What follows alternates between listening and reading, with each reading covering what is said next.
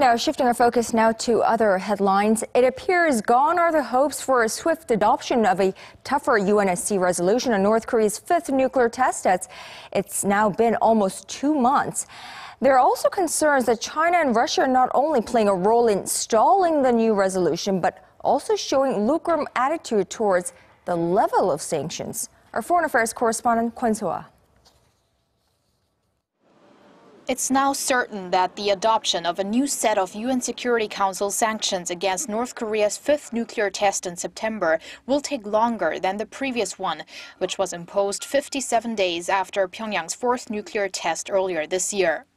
The main reason, according to multiple diplomatic sources, is that the U.S. and China are in a tug-of-war over whether to include a restriction of North Korean coal exports in the new resolution, which is a significant business between Pyongyang and Beijing. According to Japanese broadcaster NHK, a source familiar to North Korea said China's Vice Foreign Minister Yu Jeonmin, during his recent trip to Pyongyang, delivered the message that China is being cautious on sanctions that could impact the livelihood of the North Korean people, a statement that most likely refers to the North's coal industry. That's why sources say Washington and Beijing may make a compromise on decreasing trade, but not banning it once and for all. Meanwhile, Russia also appears determined to continue to trade with North Korea in certain areas. Russia's Minister for the Development of the Russian Far East told a local news agency that Moscow is expected to continue its economic cooperation with Pyongyang within the limits of adopted sanctions. He said that includes the supply of electricity to the north, as Russia and North Korea signed an electric power deal late last year.